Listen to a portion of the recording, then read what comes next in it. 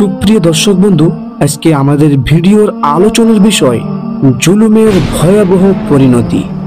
পৃথিবীর সব ক্ষমতা একমাত্র আল্লাহর হাতে, আর এই ক্ষমতা থেকে সামান্য কণা মাত্র আল্লাহ তাআলা বান্দাকে ভোগ করতে দিয়েছে। সামান্য ক্ষমতা হাতে পেয়ে অনেক বান্দা নিজেকে বিরাট ক্ষমতাবান বলে বসে, তখন সে ক্ষমতার দাপট দেখাতে চায় এবং এই ক্ষমতার দাপট দেখাতে গিয়ে সে তখন নিরীহ মানুষের উপর অত্যাচার নির্যাতন শুরু করে দেয়। কিন্তু সে জানে না ক্ষমতার এই দাপট মুহূর্তের মধ্যে আল্লাহ তাআলা দূর করে দিতে পারেন। এই অত্যাচার এবং জুলুম আল্লাহর কাছে কত অপ্রিয় সেটা বান্দা বুঝতে পারে না। জুলুম একটি মহাপাপ, যার শাস্তি শুধু পরকালেই নয়, বরং এই পৃথিবীতে জুলুমের শাস্তি জালিমকে ভোগ করতেই হবে। যুগে যুগে অত্যাচারী জালিমকে আল্লাহ পাক রব্বুল আলামিন পৃথিবীতে শাস্তি দিয়ে দেখিয়ে দিয়েছেন। জুলুম করে কেউ ছাড় পায়নি, কেউ ছাড় পাবেও না। পবিত্র কোরআনের বর্ণনা থেকে আমরা ফিরাউন, নমরুদ, কারুন নামক অত্যাচারী সম্রাটের চরম পরিণতির কথা যেমন জানতে পারি, তেমনি অত্যাচারী বিভিন্ন জাতি যেমন কওমে আদ, কওমে সামুদ, কওমে লুতের চরম পরিণতির কথাও জানতে পারি।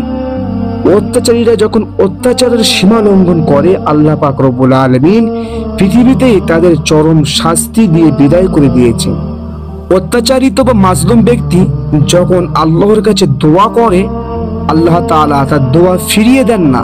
এই জন্য হাদিসে রাসূল পাক সাল্লাল্লাহু আলাইহি ওয়াসাল্লাম বলেছেন, তোমরা মাজলুমের দোয়া থেকে বেঁচে থাকো, কারণ তার দোয়া এবং আল্লাহর মধ্যে কোনো পর্দা থাকে না, সরাসরি আল্লাহর কাছে পৌঁছে যায়।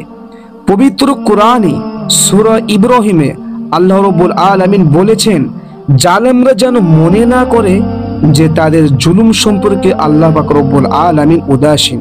সূরা ইব্রাহিম আয়াত নম্বর 42। এই আয়াতে আল্লাহ পাক রব্বুল আলামিন হুঁশিয়ারি দিয়েছেন যে জালিমদের প্রতিটি কাজ আল্লাহ নিরীক্ষণ করেছেন এবং যথাসময়ে বদলাও নেবেন। বিভিন্ন হাদিস থেকে আমরা জানতে পারি যে কিয়ামতে আল্লাহ পাক রব্বুল আলামিন অনেক পাপীদের জন্য ভালো মানুষের সুপারিশ গ্রহণ করবেন, কিন্তু জালিমদের জন্য কোনো সুপারিশ গ্রহণ করবেন না। যে কথা আল্লাহ পাক রব্বুল আলামিন পরিষ্কার করে সূরা মুমিনের 18 নম্বর আয়াতে জানিয়ে দিয়েছেন। আল্লাহ বলেন, জালিমদের কোনো বন্ধু নেই এবং তাদের কোনো সুপারিশকারীও নেই। সূরা কাহফে আল্লাহ পাক বলেছেন, জালিমদের জন্য আমি আগুন প্রস্তুত করে রেখেছি, যে আগুন তাদেরকে বেষ্টন করে থাকবে, অর্থাৎ ঘিরে রাখবে। তারা যখন পিপাসায় কাতর হয়ে পানি পানি করে চিল্লাতে থাকবে, তখন তাদেরকে দেওয়া হবে গলিত ধাতু, যা তাদের মুখ পুড়িয়ে দেবে, মুখ গলে যাবে। সূরা কাহফ আয়াত নম্বর 29। আমরা জানি কিয়ামতের দিন মানুষ এবং জিন ছাড়া অন্য কোনো প্রাণীর হিসাব নেওয়া হবে না।